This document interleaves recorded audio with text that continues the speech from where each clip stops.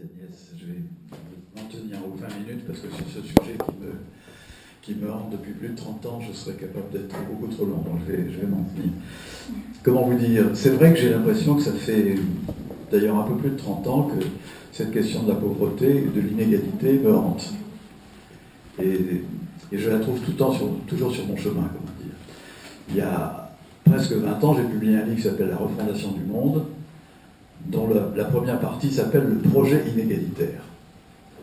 Et quand j'ai publié ça, certains de mes amis, dont certains que vous connaissez, Michel Conçu et tout ça, m'ont dit: Jean-Claude, peut-être que tu fais un peu de théorie conspirationniste et tout ça. Et maintenant, on s'aperçoit que j'étais en deçà de la réalité. Je vais simplement donner, pour commencer par le plus simple, quelques dates et quelques chiffres.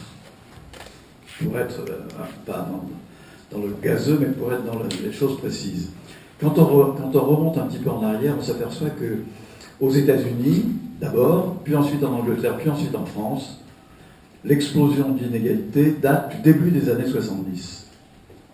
Pour vous donner quelques chiffres, jusqu'au milieu des années 60, aux États-Unis, la règle, si j'ose dire, évidemment non écrite, comme les Américains se veulent à la fois bons capitalistes et bons chrétiens, enfin une bonne part d'entre eux, la question c'était jusqu'à quel seuil peut-on accepter les inégalités à l'intérieur d'une entreprise?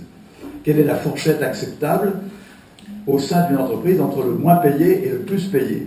Et depuis le début du XXe siècle, il était conclu que cette règle c'était de 1 à 20. C'est-à-dire que le plus payé gagne 20 fois le salaire du moins payé. C'était déjà assez inégalitaire par rapport au Japon, par exemple. Au Japon, c'était de 1 à 7. Et quand je suis entré comme journaliste au Monde, jeune journaliste au Monde, c'était de 1 à 4. Donc nous étions très inégalitaires. Et aux États-Unis, c'est à partir de 1971, pour être précis, que cette fourchette a commencé à s'élargir et carrément à éclater. Je vous donne quelques indications toutes simples. À la fin des années 70, on était déjà passé à un rapport moyen de 1 à 80. De 1 à 20, on était passé de 1 à 80. À la fin des années 80, on était passé de 1 à 160. Et à l'approche des années 2000, je saute les étapes parce que ça serait trop long, on était passé à un rapport assez courant de 1 à 500. Tout ça en quelques décennies, comment vous dire. Et à l'époque, évidemment, certains économistes américains s'en indignaient. Et en France, on trouvait que ce n'était pas intéressant parce que ça ne concernait que les Américains, pays très inégalitaire, et qu'en France, ça ne serait jamais la même chose. Et on s'est trompé parce que ça a très rapidement gagné l'Angleterre d'abord, et ensuite la France, où on est arrivé assez rapidement à peu près au même chiffre, c'est-à-dire un rapport de 1 à 500. Voilà pour les chiffres et voilà pour les dates. Et j'ajoute une chose, c'est que quand on est arrivé en France à ce seuil d'inégalité, donc de pauvreté, les plus pauvres, incroyable, et il y a eu un petit détail en plus, c'est que les riches cessaient de se cacher. Il est devenu assez bon de montrer qu'on était riche. Y compris dans les journaux de gauche, je me souviens, pardonnez-moi, c'est le journal de ma génération, Libération, on s'est mis à considérer les super riches comme des rockstars. On faisait leur portrait admiratif Donc il y a eu une espèce de brouillage de la perception concernant la pauvreté. Et comment vous dire, c'est sur les injonctions, j'étais directeur littéraire au Seuil, et sur les conseils d'un ami, qui est toujours mon ami, mais il s'appelle Jean-Pierre Dupuis, qui est polytechnicien, et qui était passionné par John Rawls, le philosophe américain, qui m'a convaincu de publier en France, en version française, Theory of Justice, le gros livre énorme de John Rawls, dans lequel ça nous a coûté très cher pour le traduire. Ça a duré la traduction, c'était très compliqué pour rendre accessible aux Français le langage économique américain. On a mis 2 ou 3 traducteurs là-dessus, la traduction a duré 4 ans, peu importe. Quand on a traduit le livre, il a été repris par les politiciens français parce que John Rawls, en gros, pour simplifier sa théorie, il trouvait acceptable l'augmentation des inégalités à condition que les plus pauvres en profitent aussi. C'est-à-dire qu'il a inventé cette fameuse théorie du ruissellement, le trickle down, sauf que, qui a été reprise par les politiciens français, notamment à droite, évidemment. J'entends même encore quelqu'un comme Luc Ferry, j'ai rien contre lui, mais quand je le lis dans le Figaro, j'ai l'impression qu'il ne sait plus que cette théorie, maintenant, elle fait rire tout le monde. Parce qu'il revient régulièrement en disant, regardez, les riches, c'est très bien, parce que les plus pauvres en profitent, etc. Donc, et je me souviens que Jean-Pierre Dupuis, un jour, il m'a dit, Jean-Claude, c'était d'ailleurs après le 11 septembre 2009, Jean-Claude, je t'ai fait perdre ton temps, j'espère pas trop d'argent, et j'ai perdu le mien en m'intéressant à John Rawls. Parce que réflexion faite, tout ce qu'il raconte est nul et sot. Parce qu'au moment même où il l'écrivait, ça devenait plus vrai. Et paradoxalement, ce livre, Théorie of Justice, est paru aux États-Unis en 1971. C'est-à-dire au moment où la profitabilité pour les plus pauvres avait cessé d'exister. Donc il y a eu une espèce de décalage, ce qui fait que, honnêtement, ce livre, je crois qu'on l'a assez vendu au seuil pour qu'on n'ait pas trop perdu d'argent, mais il est bon à jeter à la poubelle, y compris de la part de Jean-Pierre Dupuis. Et au moment où il m'a dit ça, c'était il y a un peu moins de 20 ans, j'ai un jour trouvé sur mon bureau au seuil un manuscrit formidable qui s'appelait « Souffrance en France, la banalisation de l'injustice sociale » de Christophe Dejour. Et on a pris la décision, heureusement le patron du seuil me fait confiance, et on a pris la décision en une demi-heure de le publier tout de suite. Et il continue d'ailleurs à faire son chemin, il a été traduit, et c'est le premier qui analysait de manière très précise pas seulement l'injustice sociale, mais la banalisation de l'injustice sociale. C'est-à-dire notre accoutumance à l'injustice et à l'inégalité. Donc ça m'a énormément frappé. Je vous ai donné ces quelques chiffres pour vous donner des indications de dates et de chiffres. Mais on ne peut pas s'en tenir là. Parce que il faut m'arrêter parce que je suis tellement un passionné de Georges Bernanos que je vous citerai des phrases de Bernanos là-dessus constamment, mais j'imagine que certains d'entre vous ont lu, notamment le journal d'actualité de campagne, il est dit à plusieurs reprises que la pauvreté, c'est pas seulement une affaire de chiffres, c'est une affaire de dignité, c'est une affaire de respect. Et Bernanos n'arrête pas de dire les pauvres à la messe, ils doivent être devant. C'est pas les riches, ils doivent être devant, les riches derrière, les pauvres devant, au premier rang, etc. Donc il engueule l'Église, si j'ose dire, de mettre les pauvres derrière. Il y a des phrases magnifiques dans Bernanos. Mais il touche un point sensible. Parce que je vous ai amené, vous me demanderez, si vous voulez, des précisions et tout ça. Il se passe quelque chose en France d'inimaginable. Vous avez peut-être entendu parler, parce qu'il y a des études qui ont été faites, notamment par ATD Carmonde, sur ce qu'on appelle la pauvrophobie. C'est-à-dire que maintenant, on se met à détester, à mépriser les pauvres. C'est-à-dire le contraire du respect minimum. J'ai photocopié des pages du Monde qui datent de 2 ans ou de l'an dernier. Regardez, face à la pauvreté, on sent un vent mauvais. C'est-à-dire qu'on a pris l'habitude, au fond, les pauvres, de les rendre responsables de leur pauvreté, de dénoncer en ricanant l'assistanat ou la bienveillance. Et en fait, il y a maintenant des gens qui refusent de recevoir des pauvres chez eux. Enfin, il y a quelque chose d'inimaginable. Je vous ai amené des tas de rapports, et ça m'avait remis en mémoire.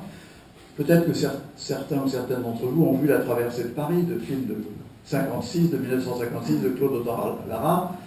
Vous vous souvenez peut-être que Autant-Lara met dans la bouche de Jean Gabin cette expression « salaud de pauvre ». Vous vous souvenez peut-être de ça.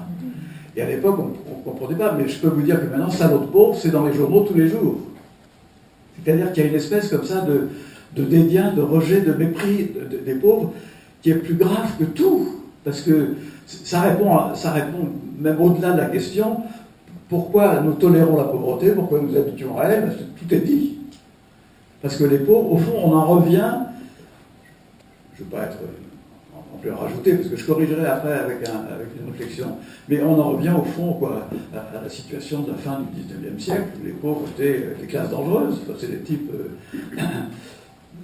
Quand les États-Unis puis la France ont été pendant une bonne trentaine d'années eugénistes, c'est qu'on voulait aussi se débarrasser des classes dangereuses, des malades, etc. Donc il y avait derrière l'eugénisme qui a été, je vous rappelle quand même, qui a été l'opinion dominante jusqu'au milieu des années 30 en France, avec des gens qui étaient enthousiasmés. Quand j'étais enfant, Anne doit avoir connu ça, quand j'étais enfant, dans la bibliothèque de mes parents, il y avait le livre d'Alexis Carrel, L'homme c'est inconnu, qui qui était, je ne veux pas être méchant, c'était le Alain Minc de l'époque, je veux dire, méchant, mais sauf qu'Alexis Carrel c'était un eugéniste convaincu. Et il lui est arrivé une chose, malheureusement, c'est que quand les nazis ont pris le pouvoir, son livre avait été traduit en allemand bien longtemps avant, c'est un livre qui a été publié à la fin des années 20, son éditeur allemand a voulu faire une réimpression et lui a demandé une nouvelle préface. Et le malheureux, il a fait une préface en allemand dont j'ai une copie en français, et sa préface dit « Enfin un gouvernement qui prend au sérieux mes idées et qui les applique », pour parler des nazis, je veux dire. Mais cette opinion a été l'opinion dominante, y compris des milieux scientifiques pendant une bonne trentaine d'années. Un jour, je faisais une conférence là-dessus, sur ce sujet, il y a un monsieur qui savait que j'allais aborder cette question, qui est venu à la fin, qui m'a dit « Monsieur Guibaud, j'ai un petit cadeau pour vous, ça va beaucoup vous intéresser. » Et je lui dis « C'est quoi ?» Et il m'avait photocopié la page du dictionnaire Larousse en 3 volumes, il m'avait photocopié la page à l'article « Eugénisme ». Et il y avait 2 pages qui étaient à la gloire de l'eugénisme. Enfin, nous allons pouvoir régénérer la race humaine, etc. On le fait bien pour les bestiaux, pourquoi ne pas les faire et pourquoi continuer d'entretenir des handicapés qui nous coûtent très cher, etc. Et ça, c'était chez nous, vous comprenez. Et cette histoire, cette adhésion à l'eugénisme, aujourd'hui où on parle je ne veux pas être méchant, mais de l'aide à mourir dans la dignité, enfin, l'euthanasie qui revient, etc., on a oublié que on avait fait la même chose pour l'eugénisme avec un enthousiasme dont on a mis longtemps à avoir honte. Et cette question, elle n'a jamais été clairement discutée, débattue. On a mis ça sous le tapis, quoi, si j'ose dire.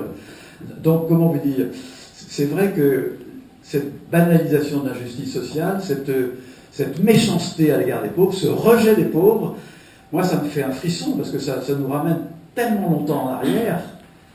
Et je pourrais vous citer quantité d'exemples parce que c'est pas seulement propre à la France. J'ai lu un article, par exemple, sur l'Inde, il n'y a pas très longtemps, c'était, je ne sais plus dans le monde diplomatique, en Inde, il y a de plus en plus de villes privées où on exclut les pauvres, parce que les Indiens riches, finalement, ils écrivent d'ailleurs qu'ils préfèrent le marché à la démocratie. Parce que la démocratie en Inde, c'est trop favorable aux pauvres. Tandis que le marché, c'est plutôt favorable aux riches, quoi.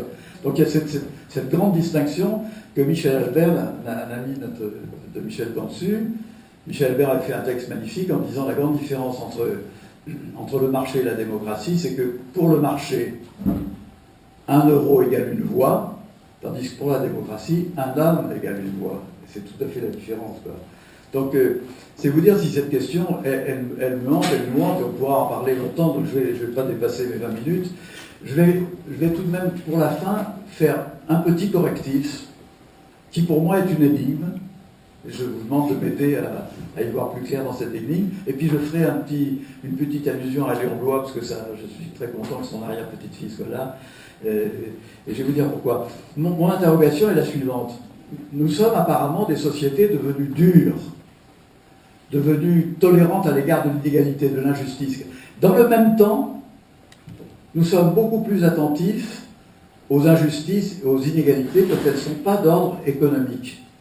Regardez l'attention qu'on porte désormais, vous me direz c'est jamais assez, mais qu'on porte aux malvoyants, qu'on n'appelle plus les aveugles, aux malentendants, regardez les rampes qu'on construit partout. Il y a une attention d'ailleurs qui s'affiche un petit peu quand même de bienveillance à l'égard des handicapés de toutes sortes, ce qui n'existait pas avant. Donc il y a ces 2 mouvements assez contradictoires, une espèce d'acceptation de l'injustice socio-économique incroyable et même scandaleuse, et une plus grande sensibilité à l'injustice sociétale, pourrait-on dire, que je trouve très étrange. Je ne sais pas très bien comment dans la tête des gens, dans notre tête, se fait le partage.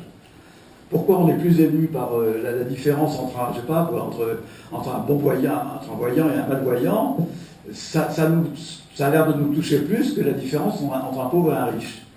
Est-ce que c'est pour compenser? Je n'en sais rien. J'ai pas d'idée sur la question, je constate simplement cette chose qui m'intrigue énormément. Et puis, je ferai juste une petite... Je suis content que l'arrière-petite-fille de Léon Blois soit là, parce que, comment vous dire, Léon Blois était un grand pamphlétaire. Avec Catherine, ma femme qui est là, nous avons réédité en 1995 un livre de Léon Blois qui s'appelle « Le sang du pauvre ». Et la première phrase, c'est « Le sang du pauvre, c'est l'argent ». C'est-à-dire l'argent est le sang du pauvre, quoi. Et Léon Bloy était un pamphlétaire. Et nous en parlions tout à l'heure avant de commencer.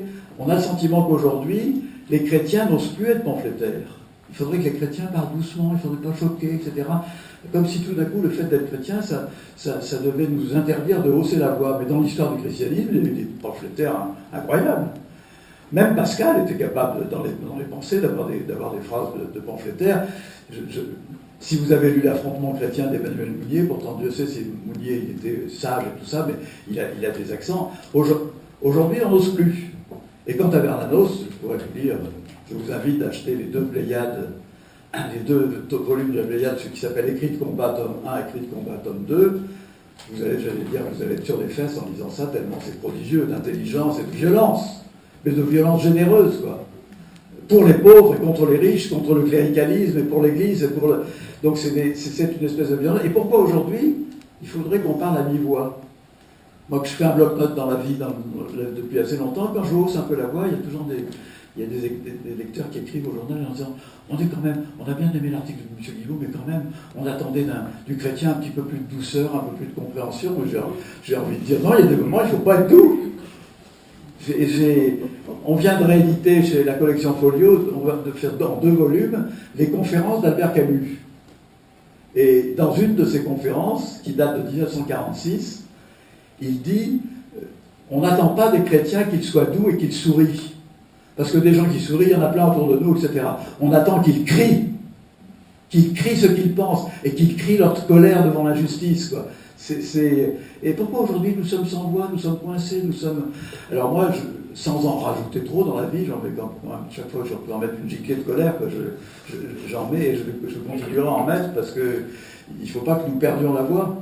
Parce que si nous devenons seulement des bons vieux-arts, oui, je veux dire, on va donner raison à Bernanos, c'est-à-dire on va laisser mourir le christianisme. Il faut... donc voilà, je vais m'arrêter là. Et je voulais finir sur Léon Bloy. Si vous lisez, moi j'ai pas tout lu, parce qu'avec Catherine, il y a un moment où on voulait publier son journal, qui est un énorme volume, et il y a des passages d'une violence magnifique dans son journal. Et personne n'a... je vous avais amené un article, pamphlet, un genre littéraire à part. Parce qu'on autorise par exemple les gens qui sont non-croyants à être pamphlétaires, mais pas les chrétiens. Il faut que nous retrouvions ce droit. Merci à vous.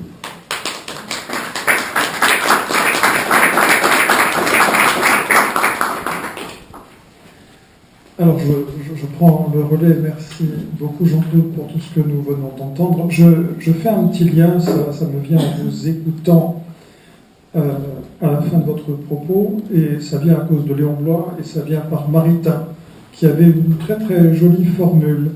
Il parlait en métaphysicien, et il disait « L'être, comme les grands pauvres, se cache dans la lumière ». Cette formule qui veut dire que les choses les plus évidentes, celles qu'on a sous les yeux, celles sur lesquelles toutes les lumières peuvent tomber, on ne les voit pas. Et donc je vais essayer à ma manière de répondre, de répondre, non pas de répondre, mais de faire écho à cette question qui nous rassemble ce soir. Et en commençant mon propos, j'essaie de donner une voix à cette question parce que je vais l'entendre dans un autre registre que celui dans lequel Jean-Claude nous l'a donné à entendre à l'instant. J'essaie d'entendre ou d'imaginer le ton sur lequel cette question pourrait être posée. Ce pourrait être assurément le ton froid et objectif de qui s'interroge sur la persistance d'un phénomène dont on est fondé à penser qu'on pourrait en réalité le résorber. Il y a quelque chose d'étonnant. Comment ça se fait que ça perdure? C'est pas normal. L'analyse économique pourrait s'emparer du thème, ou la sociologie ou d'autres approches. Quant à moi, à la place qui est la mienne, je l'entends au niveau où nous la posons tous. Et alors je l'entends, je l'imagine, sur le ton d'un étonnement. Un étonnement là et accablé. Comme si ce qui était interpellé alors, ce n'était pas autre chose que notre impuissance, à moins que ce ne soit notre connivence ou nos complicités avec ce qui fait perdurer le fléau du manque ou de l'indigence dont sont frappés tant de nos contemporains. Et je peux encore ajouter ceci, en fait 2 choses. En laissant cette question m'habiter en vue de notre partage de ce soir, il y a une phrase qui m'est revenue en mémoire. En fait, c'est une phrase prononcée par Jésus lui-même, alors qu'il va bientôt entrer dans sa passion, il l'a dit au moment de l'onction de Béthanie. Vous trouverez ça dans Jean chapitre 12e. Et il dit une chose comme celle-ci: des pauvres, vous en aurez toujours avec vous. Mais moi, vous ne m'aurez pas toujours. Et quand je l'entends, cette question, en fait, cette phrase, de quelque manière, elle fait mal, parce que ça sonne un peu comme le scellement d'une sorte de fatalité. Bon, si je veux finir de nous déprimer, je peux aussi vous citer saint Paul au chapitre 7e de l'Épître aux Romains, comme ça ce sera complet, après on n'aura plus que... Et vous savez, il fait cette observation, c'est une observation générale qu'il fait sur son propre compte. Il dit, mais c'est quand même curieux, quoi. Le bien que je voudrais faire, je ne le fais pas, et le mal que je voudrais éviter, je le fais. Et il le dit, j'observe en moi comme une espèce de loi contre laquelle je ne peux rien. Bon, très bien. Alors, à défaut de me risquer à des réponses que je n'ai pas plus j'imagine que quiconque, je peux tout de même vous partager les réflexions qui suivent. Pourquoi tolérons-nous la pauvreté? Il me semble que si nous tolérons la pauvreté, comme tu disais tout à l'heure Agnès, même au prix d'un très très réel malaise, parce que ça nous gêne aux entournures, c'est sans doute d'abord parce que nous ne lui faisons pas droit. Elle fait sans doute partie de ces choses que nous ne regardons pas vraiment dans les yeux, qu'on n'envisage pas vraiment. Sans doute d'abord parce qu'elle nous fait peur. En fait, elle nous concerne beaucoup. Elle touche à des peurs profondes, primaires, la peur du manque pour nous, la peur de l'indigence pour nous. Et dès lors, elle ne laisse plus de place au raisonnement serein. Ça va pour la pauvreté, mais c'est vrai aussi ce qu'on disait à l'instant du pauvre qui devient un gêneur. Par projection, on rejette quelque chose qui... Et par ailleurs, elle nous gêne aussi, sans doute, même lorsque nous sommes pourvus du nécessaire, parce qu'elle contrarie nos fantasmes d'abondance et de cocagne. Dès lors, elle parasite la construction d'une relation vertueuse avec nos avoirs, parce que c'est quand même de ça qu'il est question. Et du coup, que fait-on d'un gêneur ou d'une gêneuse? On le rejette, on le refuse, et voilà la pauvreté reléguée à la périphérie de nos préoccupations en général, mais singulièrement nos préoccupations religieuses en particulier. Il n'est pas dit que pour beaucoup de gens, la question spirituelle, religieuse numéro 1, ce soit la pauvreté. On peut faire des discours plus spirituels sur des choses sublimes, sur le Dieu un et trine, la transsubstantiation, l'heureuse Vierge Marie, le péché originel, tout un tas de trucs qui sont flottants dans le ciel, et qui sont des objets réels et dignes d'intérêt, mais ce n'est pas salissant. La pauvreté, au contraire, c'est salissant. Il y a un autre se moque de ça en disant il y a certains écrivains, dès qu'ils parlent de la foi, ils la barbouillent de sublime. Exactement, mais c'est tellement vrai. N'empêche que la réalité est têtue, et pour les temps qui sont les nôtres, et ça, vous l'avez redit tellement bien, la confrontation est sans doute devenue plus prégnante encore avec cette question de la pauvreté, de l'indigence, du manque radical, et ça nous revient surtout par un certain nombre de gens, et je pense d'abord à tous les déplacés, pour prendre une catégorie qui est assez large. M. Cantu a écrit il n'y a pas tellement longtemps un livre où il mentionne un peu ces évolutions du monde avec tous les mouvements de population que l'on va connaître. Ça va amener un brassage et des reconfigurations qui ne vont laisser de poser la question de la pauvreté, d'abord la redistribution. Dans l'Église, on sait que c'est une préoccupation majeure du pape François. Il porte son nom à cause de la pauvreté. Et vous vous souvenez de ce qu'il a raconté à propos d'un de ses amis cardinals qui le saluait après son élection, et qui, en l'embrassant, lui disait « Non dimenticarti dei poveri » « N'oublie pas les pauvres ». Et de fait, on a l'impression qu'il pense quand même beaucoup à eux. Et si vous avez eu l'occasion de lire le bouquin d'entretien qu'il a fait avec Dominique Volton, il a l'occasion, il l'a dit ailleurs, mais là il redit que son encyclique Laudato Si, on l'a tout de suite catégorisé, c'est une encyclique écolo. Et le pape dit, il faut regarder de près, c'est aussi pour lui une encyclique sociale. Et ces nombreuses interventions en faveur des migrants, comme on dit, de tous les déplacés, des gens qui bougent, des réfugiés, sont aussi très notables. Ce qui est remarquable, et ça rejoint beaucoup ce que disait Jean-Claude à l'instant, c'est que ça éveille beaucoup de résistance. Le moins qu'on puisse dire, c'est que ça passe pas. Résistance quand ce n'est pas carrément du refus. On nous dit que le pape serait bien inspiré par l'aide religion. Je fais une parenthèse, parce que j'ai été invité dire, je suis journaliste depuis longtemps. Je ne sais pas si vous avez lu sur Internet, on le trouve heureusement, où c'est le discours qu'a fait le pape au sujet du forum de Davos. Le forum des riches à Davos. Le plus beau texte qui était écrit, c'est celui de pape François. Pas une ligne dans la presse. Pas une seule ligne dans la presse. Alors que c'était un texte, vraiment c'était un texte magnifique. De même, j'ai reçu un jour, par le SCOP, si j'ose dire, j'ai reçu un texte étonnant, d'intelligence et de force, qu'a publié le pape, sur ce qu'on appelle les fake news, sur les fausses nouvelles. C'était un texte bien plus intelligent que la plupart des discours qu'on voyait dans la presse. Pas une ligne dans la presse, rien. Et ça m'a fait penser à une phrase de Bernanos que je racontais tout à l'heure. Bernanos a écrit un jour que le Christ est ressuscité, les journalistes n'ont pas été prévenus. Et c'est tellement vrai, ça c'est tellement vrai, les choses qui sont tues.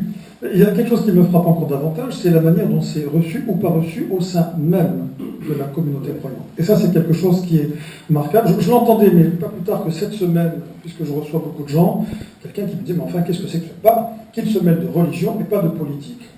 La vraie difficulté, c'est que comment n'en ferait-il pas dès lors qu'il s'intéresse aux politiques, c'est-à-dire au sens premier du terme, à ce qui relève du bien commun, du bien des personnes. Ceci étant dit, les résistances rencontrées et qui s'expriment de plus en plus clairement à son encontre sont symptomatiques d'un rejet d'une dimension à forte charge spirituelle que très souvent, en fait, nous ne sommes pas capables d'intégrer dans notre démarche religieuse. Ça n'apparaît pas comme une priorité et une préoccupation vraiment qualifiable de spirituelle, avec des enjeux.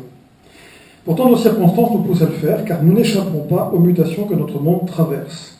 Jean-Claude nous en a déjà donné un aperçu, un écho, d'ailleurs très très fort. C'est quand même, quand on voit les pentes, les abîmes qui se sont creusés entre les uns et les autres, et puis le type d'obscénité qu'il y a à dire, continuer d'enrichir les riches, les pauvres finiront bien par en profiter. C'est un peu ce qu'on disait dans vous connaissez tous, j'imagine, le film La folie des grandeurs, ça mettra un peu de légèreté, ce que disait De Funès à un moment donné, les riches c'est fait pour être très riches et les pauvres très pauvres. Donc c'est ce que dit Don Salluste à un moment donné. Ça fait froid dans le dos, parce qu'au fond, ça traîne dans quelques têtes. Et Michel Gansu transcrit quelques lignes de Jean Boissonnat, qui avait écrit en 2009 un livre qui s'appelait 2019, ou Comment j'ai traversé 3 siècles en 100 ans. Et il dit ceci, je le cite rapidement. En un siècle, la répartition de la population mondiale va être complètement bouleversée, cela s'amplifiera par la suite. Les autorités politiques auront à gérer ces phénomènes générateurs d'affrontements entre les groupes sociaux.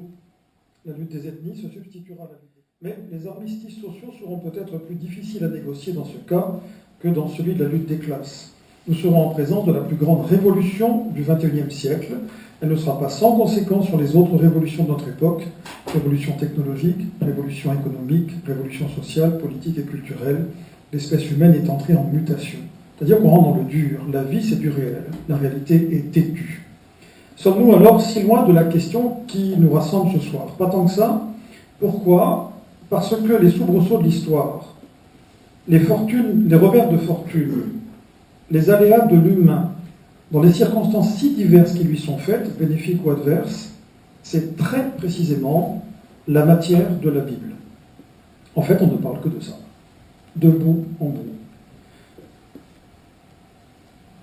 C'est ce sur quoi porte la méditation du sage, c'est ce sur quoi porte l'étude du théologien, c'est ce sur quoi porte la prière du priant. De fait, l'adage universel de la règle d'or dit tout. Tu ne feras pas autrui ce que tu ne voudrais pas qu'on te fasse. Mais tout à l'heure, Jean-Claude, vous disiez que vous étiez hanté par cette question, et l'Écriture, on pourrait dire la même chose, elle est hantée par la question de la condition humaine et de sa fragilité. La longue mémoire biblique n'a de cesse d'appeler le peuple élu à se souvenir qu'avant d'être établi, sécurisé, une sécurité d'ailleurs plutôt assez relative, en terre promise, il a été mendiant de son pain en terre d'Égypte, à l'époque où il n'était même pas un peuple, il était un nobody. Il a été ensuite esclave dans ce même lieu.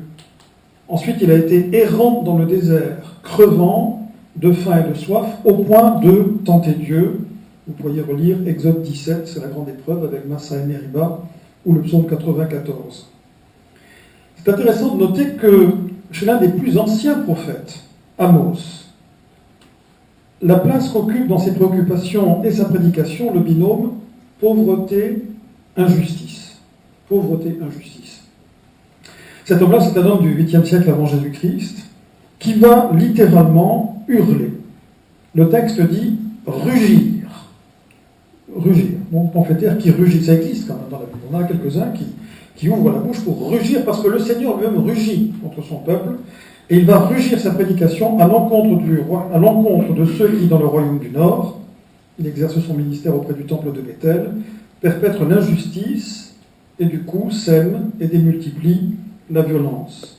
La pauvreté que Amos a en vue, c'est celle des Ébionymes, ceux qui mendient, c'est celle des Dalim, les prolétaires, ceux qui sont dépourvus de ressources, c'est celle des Anawim, les humiliés, les opprimés de toutes sortes. Et les Anawim, ce n'est pas simplement une belle catégorie de gens qui ont choisi la pauvreté spirituelle, le dénuement, patati et patata, une espèce d'élégance. Non, ce sont des crèves-la-faim. Ce sont des gens qui n'ont pas ce qu'il faut. Et ce qu'ils demandent pour tous, c'est que leur pauvreté, en plus, ne fasse pas d'eux des proies pour ceux et celles qui, eux, ont. Du coup, il y a une définition de la justice qui apparaît et qui peut se définir comme le geste concret par lequel on acquittera définitivement le pauvre quand il est innocent. La justice, c'est l'harmonie qui doit régner dans la société, situation dans laquelle chacun vit dans la juste relation à son prochain et reçoit à sa juste place ce qui lui est dû. Et le droit, quant à lui, exprime l'ensemble des mesures concrètes qui servent à cette harmonie et à cette justice. En fait, cette prédication d'Amos, cette parole d'Amos, s'est inscrite dans la tradition d'Israël. Quelqu'un peut écrire, par exemple, qu'un personnage plus considérable dans la Bible, le livre de Amos, c'est quelques chapitres, le livre de 9 chapitres, le livre d'Isaïe, c'est 66. Donc c'est massif, et Isaïe traverse plusieurs siècles pour son élaboration. Mais on peut considérer Isaïe comme le fils spirituel d'Amos. Il a prêché une vingtaine d'années après Amos.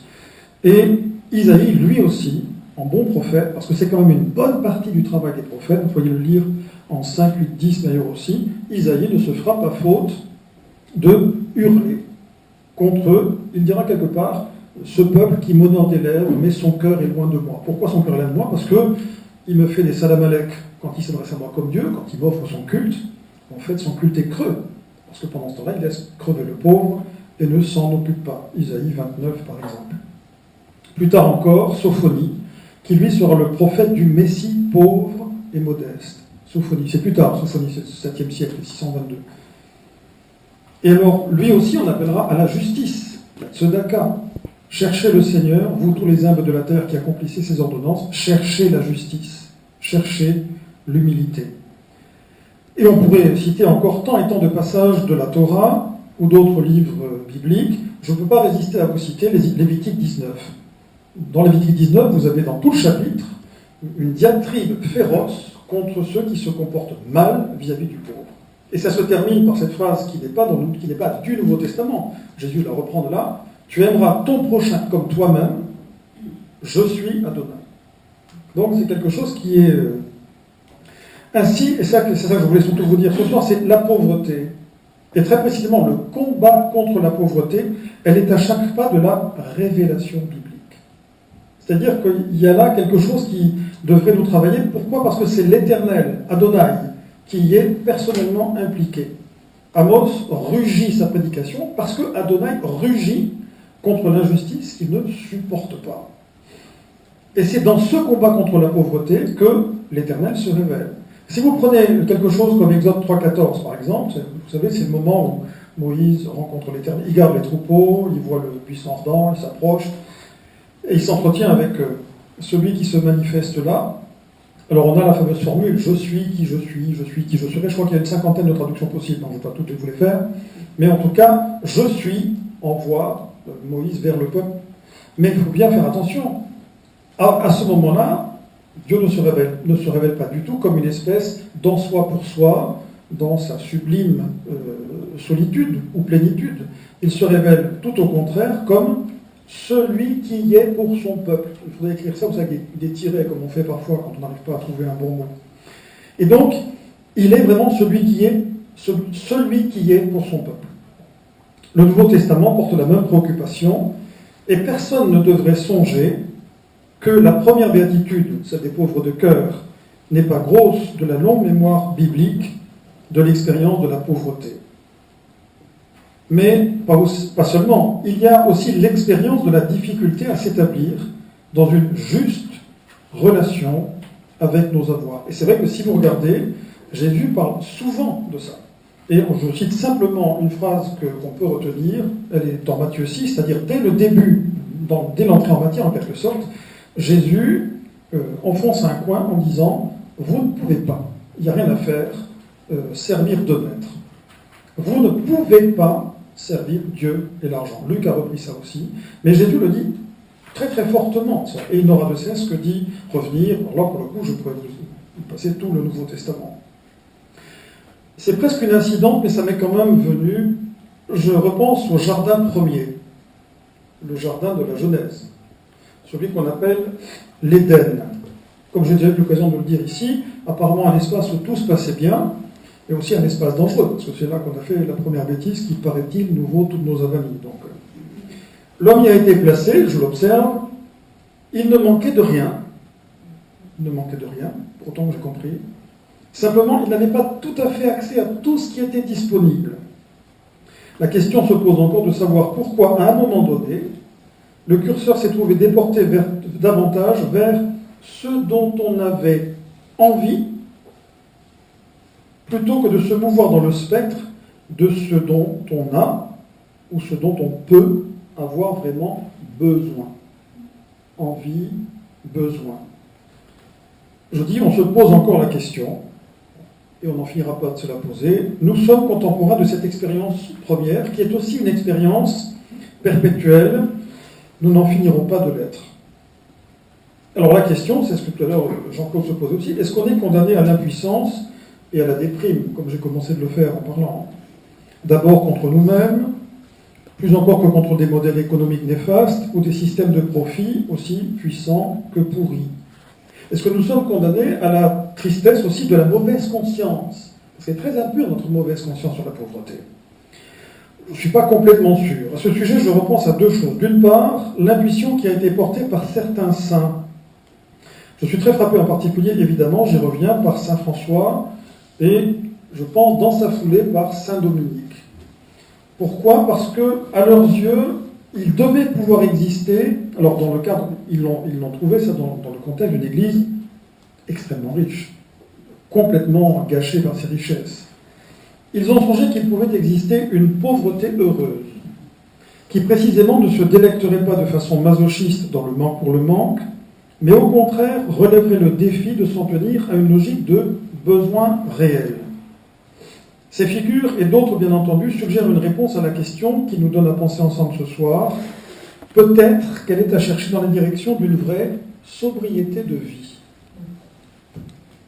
Mais du coup, ce dont on parle, c'est vraiment une révolution culturelle considérable, bien plus que d'un combat, tout technique, contre un problème massif, lancinant. Ici, je me risque à proposer un mot qui, lui, est pris du registre religieux. Il s'agit de se convertir. C'est-à-dire vraiment d'opérer des changements, pas simplement des rectifications d'habitude. Il s'agit de choisir d'autres mœurs. La sœur Véronique Margron, dont le nom a déjà été prononcé, que vous connaissez peut-être, vous avez sans doute lu Véronique, j'imagine, elle parlait il n'y a pas très longtemps de la question de l'accueil, toujours à cause des flux migratoires auxquels on est confronté. Et elle a été amenée à parler de l'impératif inconditionnel d'accueillir, au motif que le commandement de l'amour est illimité, et que l'impératif de justice ne souffre pas suspension ou d'être amoindri. Donc il est toujours impératif. Et en même temps qu'elle parlait de cet impératif de faire droit à l'illimité, à l'impératif inconditionnel d'accueillir, elle disait, mais il faut que ça s'articule avec nos limites, car l'humain ne se meut jamais que dans l'espace du possible. Et je pense que ça aussi, c'est pas si loin de notre sujet. Une vie sobre, c'est bien, ou ce serait bien, mais ça ne suffirait pas si elle n'est pas traversée par l'impératif de justice et d'amour, du partage. Alors en même temps, comme disait quelqu'un, on ne peut pas accueillir toute la misère du monde. Mais je ne sais pas si vous vous souvenez de cette formule. C'est le cardinal 23, il n'est sans doute pas le seul à l'avoir fait, mais vous savez, cette manière qu'il avait de temps en temps de lâcher comme ça une formule. Et c'est vrai qu'il y a un monde entre dire on ne peut pas tout et dire on ne peut rien. Alors en conclusion, pardonnez-moi, j'ai peut-être été un peu long, je voudrais revenir au centre de la foi et de la prière chrétienne en évoquant le Notre Père. Cette prière, je l'ai évidemment souvent commentée, et il y a une chose que j'aimais bien faire, c'est la commenter en partant de la fin. Vous savez, quelquefois, on part d'en haut, on dit Notre Père, comme si on savait ce qu'on disait, et puis ensuite, boum, on décline. C'est l'ordre dans lequel ça nous a été donné, donc c'est absolument légitime.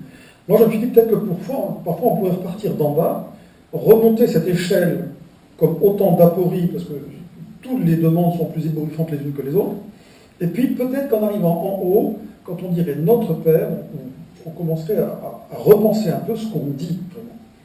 Alors évidemment, quand on commence par en bas, on tombe sur la Russaï Ima Sapotuponero, délivre-nous du mal. Alors dans ce cas-là, l'entretien que je faisais pour commenter ça portait comme titre la prière inexaucée. Pourquoi ? Parce qu'on se casse perpétuellement le nez sur cette question du mal avec un M majuscule en plus. Et alors, ensuite on continuait, donc je montais, et à un moment donné, j'arrivais immanquablement sur la demande « Donne-nous aujourd'hui notre pain de ce jour ». Et alors là, je changeais, et je disais, là je peux parler de la prière exaucée. J'imagine que je n'ai pas tellement besoin de détailler pourquoi je disais que là, la prière était exaucée. Et nous nous retrouvons avec notre question de départ, et nous nous retrouvons seuls avec elle. Là, on est mis au pied du mur, on est mis devant nos responsabilités. Car il est bien vrai que cette terre, alors au moins jusqu'à aujourd'hui, ça ne durera pas indéfiniment, mais apparemment l'info ne circule pas, cette terre peut encore nourrir ceux et celles qu'elle porte. Jusqu'à aujourd'hui, ça ne va pas si mal. Mais ça ne durera pas. Ce n'est qu'une, j'aime pas cette formule en fait, mais j'en ai pas trouvé d'autre. Ce n'est qu'une question de soin de la création, une question de culture pertinente des terres, une question de distribution et de redistribution. Mais comme je le disais, cela nous laisse devant nos responsabilités. Et la pauvreté des démunis, dans toute la force de son évidence matérielle, je sais bien qu'il n'y a pas que des pauvretés matérielles, mais enfin c'est tout de même le sens premier, littéral, à partir duquel tout le reste se décline. La pauvreté des démunis, cette pauvreté inacceptable, qui nous colle comme un chewing-gum dont on n'arrive pas à se défaire, elle interroge sans doute notre faire. Au-delà de nos peurs de manquer, au-delà de tous nos fantasmes, de noyer nos peurs de manquer dans une surabondance inutile et faussement rassurante, sommes-nous disposés à penser notre condition, à consentir à notre commune fragilité, à nous resituer dans nos manières de vivre. Autant de choses, d'ailleurs, cette conversion dont je parlais. De la même manière, cette pauvreté, elle interroge plus radicalement notre être profond. Est-ce que nous sommes prêts à nous reconnaître comme des êtres de manque, appelés à nous faire vraiment les prochains de ceux et celles qui partagent cette même condition, la planète étant comprise. Parce qu'elle aussi, c'est un être qui appelle le soin. Alors en conclusion, je dis, je perçois bien la radicalité de l'appel, mais je ne vois pas bien non plus comment est-ce qu'on pourrait faire pour s'y soustraire. Jusqu'ici, j'ai l'impression qu'on va à la catastrophe, on fait des grands discours, mais très concrètement, nos mœurs ne changent pas, nos comportements ne changent pas, le consumérisme est galopant, les règles sont toujours plus, c'est ce que disait Jean-Claude, est tellement vrai, tellement criant, et tellement insupportable, cette espèce de désinvolture, de morgue, et cette espèce de pauvrophobie, il a tort d'exister, le pauvre. Il nous ennuie, il nous juge, il nous accuse. Comment s'en débarrasser ? Au fond, c'est une espèce de cynisme épouvantable. Selon une parole de l'Écriture, il me semble qu'il s'agit toujours de choisir la vie. Je repense toujours à Deutéronome 30, j'y reviens très souvent. Dans les termes du Second Testament, on trouverait ça dans Matthieu 6, par exemple, il s'agit de choisir le royaume de Dieu et sa justice. J'aime bien cette formule-là. En d'autres termes, ce dont on parle, c'est une dynamique, ou c'est une économie globale d'existence qui refuse autant le gaspillage que la loi de la prédation à tout craint, et qui choisit une voie de sobriété sereine et heureuse, ainsi que de partage dans la justice et l'amour. Et cette option qui est si concrète, on n'est pas dans des pensées super religieuses, mystiques, dans les septièmes demeures, cette option si concrète, parce que la réalité est têtue, occupe, ou idéalement, devrait occuper la première place dans nos préoccupations, à commencer par nos préoccupations spirituelles. Et vous savez, il y a un truc qui ne pardonne pas, je conclue, c'est la dernière référence. Quand vous prenez tout le parcours évangélique, j'ai dû déjà mentionner ça ici, parce qu'on y revient tout le temps. Il y a un moment dans Matthieu, au chapitre 25, où Jésus nous donne une espèce d'avant-goût de ce que sera l'examen final de passage. Si vous avez lu cette fiche d'anti-sèche, il n'y a pas une question théorique. Il n'y a pas une question théorique. On ne te demande pas si tu crois dans la Trinité une et indivisible, si tu communies sur la langue ou dans la main, si tu... Il n'y a rien. La seule question qui résume tout, c'est « qu'as-tu fait de ton frère ?» Et malgré tout, on n'échappe pas à ça. Alors tout à l'heure, ce que disait Jean-Claude est très vrai, mais il faut des voix qui parlent fort et qui hurlent. C'est très frappant de voir que les prophètes de la Bible, ils crient. Et si vous avez vu le film de Pasolini, l'Évangile selon saint Matthieu, Jésus crie les béatitudes. On a l'impression qu'elles lui font mal quand il les dit. C'est assez étonnant. Et je crois que voilà, c'est quelque chose qui nous interpelle et quelque chose qui, alors, comme je dis, qui nous interpelle très très profondément, parce que chacun doit se battre avec le fléau de la pauvreté, ses peurs de la pauvreté, ses fantasmes d'ultra-richesse, et à chaque fois, Jésus ramène le curseur en disant, enfin devant, l'Écriture, le Seigneur singulièrement, ramène le curseur en disant, de quoi as-tu vraiment besoin? Tes envies ne doivent pas te guider. Merci pour votre attention.